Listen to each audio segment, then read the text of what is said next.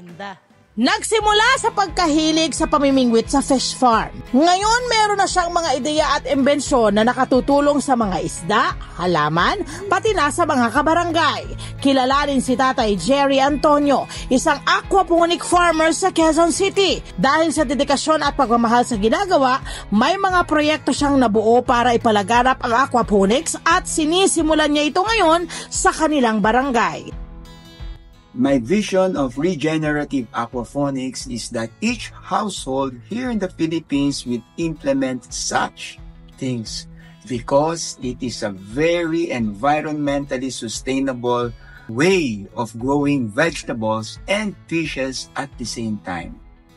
Matuto tayo tungkol sa modern farming na ito at pakinggan si Tatay Jerry dito sa Kwentong Kabarangay. Sa Net25, si Sir Jerry Antonio. Kumusta po kayo? Magandang umaga. Magandang umaga. Magandang umaga naman. Ito, mabuti po. Nako, kailangan maintindihan muna naming lahat. Kasali kami. Ano ho ba ang aquaponics? Ano ho ba yung in layman's term po para maintindihan po namin lahat? Ang aquaponics po ay parang paraan po yan ng pagpapalaki ng isda at ng gulay. Gamit po ang mga pupo ng isda. Ito po yung mga fish waste. Ayan. Yung findings ko po yan ay napakaganda po kasi parehas mabilis lumaki ang isda pati ang halaman. Gaano nyo ho katagal pinag-aralan po ito para mag-come up kayo dito sa ganitong klase ng sistema? Naku po, since 1998. Kaya 26 years na po akong nag-aaral ng aquaponics. At yan po ay umabot sa tinatawag ko ngayon. Binansag ko po, ako po yung nagbansag, regenerative aquaponics. So ito pong regenerative aquaponics, what does it exactly do po, sir? Right. Pwede ba akong mag-English? Half Tagalog, half English. Taglish. Go for it po. Well, ang regenerative aquaponics, the reason why I decided to coin regenerative is because one of the output is I actually create new garden soil. So fertile that it can actually grow giant vegetables. I can produce easily on record 3.5 kilos of taro, yung tawag nating gabi. Imagine a 3.5 kilo taro. Imagine lettuce that grows 18 inches in length and 8 inches in width. Lalaki. That's giant, no? Aquaponics naman, matagal na yan, marami na pong pumunta sa aquaponics. Pero yung style ng aquaponics ko, ito yung pinagmamalaki ko, ay talagang style na gawang Pilipino. No, yun naman ang maganda doon. Ito po yung style na talagang Pilipino. Ito pong inyong ina-adapt po. Correct. Kasi all of these are natural. Kahit po yung pagkain ng isda, ito po ay natural live food. Nagpaparami po ako ng mga bulate or earthworms, hindi po African nightcrawlers. Medyo iba yung kwento po sa African nightcrawler kasi bakit? Meron naman kasi tayong native earthworm. Sarili. Oo, na nandito na, present na. Opo. Yan. Love, sir, in the interest dun of our listeners sa Radyo Agila, baka pwede natin i-demonstrate Ito na, ipapakita natin sa kanila. ikwento natin sa kanila, saka sa TV. Iikot tayo ni Sir. Paano po ba? Ano po ba ang pinagmumulan? proseso nito? Opo. Dito tayo mag-umpisa. No? Okay. So, ang hilig ko talaga nung bata pa ako ay mga tropical fishes. Ano tawag po? Tropical fishes. Okay. Mga ornamental ang tawag. Freshwater po. fishes. No? So, nagparami po ako niyan. Tapos, syempre, pag isang aquarium, madaling i-maintain. Okay. Nung yan ay dumami, nahirapan na ako sa tinatawag na water changes. Okay. At doon ko na-discover, yung mga tinatapong kong mga tae o yung mga tawag na detrito, dumi, ay maganda magpalaki ng halaman. Okay. And that was in 1998 na sabi ko, mapag-aralan ko nga to. Okay. Kaya ngayon, ang sistema ko is, yung mga tae ng isda, meron po akong submersible pump dito. Ayun, nandun. Ano pong purpose niyan? Hinihigop po niya yung mga dumi ay ng isda, inaakyat po niya yan sa taas. Okay, tapos po? Tapos, meron po akong solid media na ang paborito ko ngayon ay tinatawag na carbonized rice hull. Okay. Ito yun, pakita natin ito. So, umaakyat. Eto, yan, umaakyat po yan dito. Tapos doon, matatrap po yung mga dumi at kain ng isda sa taas. At ayan na. So nakakapagparami po ako dito sa gawing kaliwa. Red cardinal grapes po yan. Etong dalawa, Ano po yan? Yan yung gabi. Nasabi mo yung taro na kapag dahil dito sa kakadilig nyo nito, Opo. ay lumalaki yung taro ninyo. Sobra po. Ito po, malamang lalampas ng 3 kilos itong nasa gitna na taro. Okay? Okay. May kangkong po. May kangkong din. Meron ding insulin plant. Okay.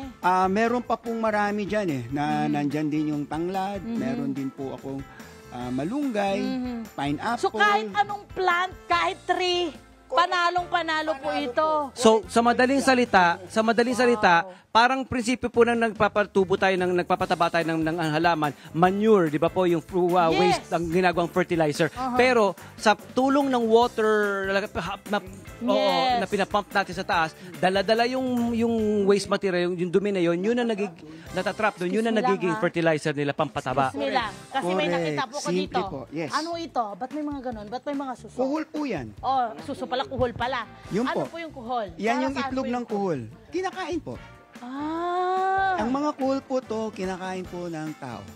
Okay, tapos naglalabas din sila ng waste nila. Yes. Nakakatulong din. Correct. Oh, Yan po wow. yung isang prinsipyo na ine-encourage ko. Talagang diversity is nature's design. Oho. Kaya kung mas marami po akong mga napaparaming hayop na lumalaki sa tubig, mas maganda po yung epekto sa halaman. Salamat. Kasi pag dito pa lang sa Gotocola, tignan mo Kita ito. mo naman yung gotokola nila. Ito rin yung gotocola. Sakay pansit-pansitan nila, India, oh. tama po ba? Correct po. Oo, ito raw. Malulusog. Indian. Totoo. Ito po, ano po, ginger po to. Oo, correct. Ito. This is ginger. Ito, pansit-pansitan, sabi niya. Pansit-pansitan, herbal din po to, proven na po to. Oo, ayan. Pang uric acid. Correct. Nandun, mint. Ito, May mint peppermint din sila po. doon. Peppermint. Ang dami.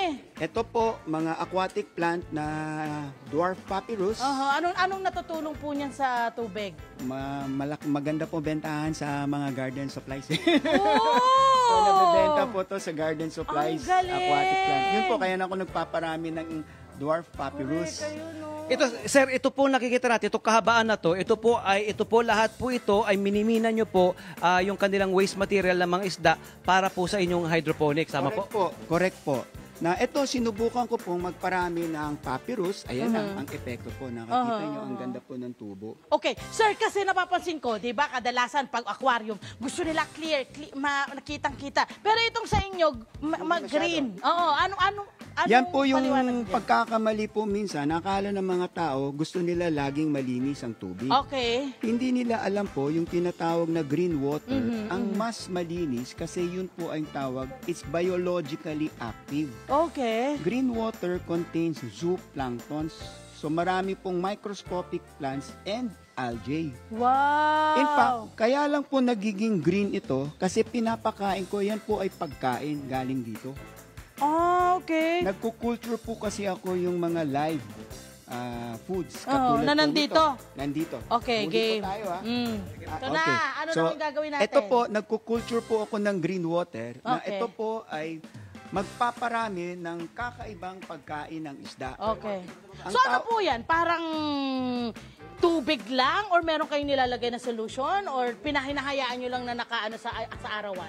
Na importante po na arawan at Yun. pinapakain ko po to ng baker's cheese, yung nakikita nyong medyo puti-puti Ayun yun, doon yung sa nandun sa ilalim. ilalim? Opo. Ah. At yan po ay magpaparami nito. Okay, Pag sige po. kumuha po ako niyan. Ayun, nasa ibabaw. Ay, ayun, meron! Ang dami! Ito po tawag dapya, pero dahil Ano po tropical, tawag? dapya. Dapya. Small freshwater shrimps po ito. Ang equivalent niyan. Cute! Halika yun dito ni! Tara. Tingnan niyo po ang... Sige. Kanino? Ayan. Oh, Mengay. Yan po yung pinaparami kong natural food. Okay, tapos ito po ang isa niyo to. Pinapakain Ay, ko sorry. Ngayon, sige po. Ayan na. Ayun, naglalapitan.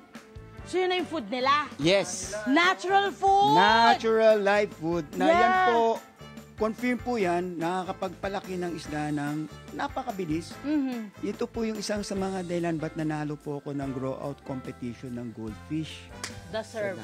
Sir, dito po kayo. Ayan, para sige po. Yan, ang Sir, galing. ito, ayan, go. So in short din po, pwede rin to sa mga fisheries natin, yung Oh, ganon, yes. yung mga bangus, tilapia, Yes. shrimp, pwede rin ba? Pwede po. Oh, wow. Gustong-gusto po to ng mga shrimps.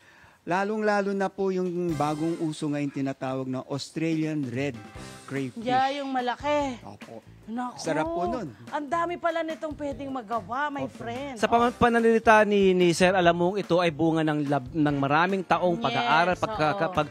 pagiging dalubhasa sa ganitong discipline, Oo, no? oo, Nakakatuwa. Ito po ba nakikita nyo ina-adapt na rin ng ibang mga tao sa ibang mga rehiyon, sa ibang mga lugar? Ay, yan po sana yung pangarap ko kasi ito po ay hobby na sabi ko, ang ganda sana kapag ito ay nagawa ng kahit bawat household. Kasi saan ka na nakakita na konting puhunan lang ay nakakapagparaki ka ng isda at nakakapagparami ka pa And ng gulay. meron ka ring sariling pagkain sa inyong tahanan. Imagine mo yun, may sarili kang fish at may sarili kang mga gulayan. Sustaining ang bahay Oo, mo. self-sustaining. At saka ito pa, di ba halimbawa, meron tayong negosyong fish pond. Yes! Marami yan, di ba? Malaki ang fish pond. Eh di gawin mo i-extend mo na magdoble, pangalawang negosyo mo, Yes. nagpapalaki ka ng gulay, di ba? Yes! Ayan, ako, marami na rin daw po kayong kompetisyon na sinalihan bukod sa inyong nabanggit kanina na kayo po ay nag-gold sa Davao. Yes. Ang pinakamasayang kwento ko doon ay yung goldfish grow-out competition sa Davao. Bakit? Eh de, syempre, yan na. So, ang bibigyan kaming maliit na goldfish. Tapos, after 3 months, papakita namin yung palakihan Yes! ng goldfish. Oh, guess what? So, after 3 months, paglabas, laking gulat po ng mga tao at alam na nila ako yung mananalo. Bakit? Yung goldfish ko po is 30% bigger than the next contender. Wow! Okay, in just a matter of 3 months. So, syempre, nagtanungan. They asked, ano yung pinapakain nyo yan, sir? Siyempre! Ang laking gulat nila nung sinabi ko, pinapakain ko yan sila ng earthworms. Yeah. So, tinanong nila, magkano ginastos mo? Wala, pawis lang. At Bakit? pagtsatsaga, at sipag at pagtsatsaga at pag-aaral. In fairness kay sir, ang Correct. dami niyang ginawa para po makakam up siya sa ganito. Okay sir, ngayon nabalitaan ho namin na hindi nyo sinasarili itong inyong skill na natutunan, itong inyong kaalaman, ibinabahagi nyo po sa inyong mga kabarangay. Ikwento nyo po sa amin yung pagtuturo Correct. nyo ngayon sa inyong mga At kabarangay. na-timing po kayo kasi meron talaga ako ngayong ongoing project kasi kariretiro ko lang po sa trabaho. Yun! So sabi ko, it's time for me to, share, pass it on yung nalalaman ko kasi 3 yung teknolohiya na meron ako eh. Correct! So Correct. sabi ko kay Kapitan, ano tayo? Collab. Mag-livelihood. Collab Yes, tayo. Collaboration tayo. Pumayag siya, sabi, at identified na namin po yung aming mga street sweepers. Tuturuan ko po silang Yes. magkaroon ng livelihood. Yan. Ayan. At syempre, ito yung maganda sa ating mga kabarangay. Kumbaga, nakikita nilang makakatulong sa kabarangay nila, kailangan nilang magbahagi. Correct. Yan. Maganda siyang model para i-emulate, sundin ng... Sana sa ibang lugar ng sundan ng rehiyon ibang mga natin, rehiyon, ano? di ba? Kasi it makes sense. Marami tayong halaman, marami Yes. tayong isda, Tubig. marami tayong tubig, marami tayong matabang lupa natin. Yes. Bakit nga naman hindi? At umpisahan sa bahay, mga kabarangay. Aha. Ano pangarap po ng ating lingkod sa future Aquaponics po dito sa... aquaponic na At mensahe niyo po sa ating mga kabarangay, syempre po. na landscape? Kaya yun po nga po, sana kung yung mga kabarangay ko ay naririnig, nandito lang ako para gabayan at turuan kayo dito sa 3 teknolohiya. Aquarium fishes, pwede ko kayong turuan paano magparami. Aquaponics, kung gusto ninyong magparami ng gulay na ang sarap po ng mga gulay na napoproduce ninyo. Fresh agad. Yes, fresh agad. Nasa At yung- bahay. Correct. Yung pangatlo po, yung culture ng natural live food, para hindi po ganun kalaki ang gastos ninyo, lalong-lalo na sa pagkain ng isda. Kasi ikaw din magpo-produce. Yes. Gusto ko yung ikaw lang lahat, wala kang masyadong bibilhin. In fact, pinagmamalaki ko nga po yan na ako lang at think ang nasa barangay na hindi po nagtatapon ng mga nabubulok. Lahat po ng mga nabubulok ko, garden and kitchen waste, pinapakain ko po yan sa aking mga earthworms. Yun. Marami husay. po akong mga earthworm bins dito na pwede kong mapakita sa inyo. At yan, pwede ko rin ipamahagi sa inyo itong mga earthworms para meron na kayong starter culture Bilis. sa mga bahay-bahay. Ayan! Hi! Sumama naman sa profile, mga Kanet 25. This is Love and New Verbo. For more love, Tunipet, and Arafang updates, just click the subscribe button and follow us on our Net25 social media pages at Net25 TV and Net25 Entertainment Facebook. See ya! I love ya!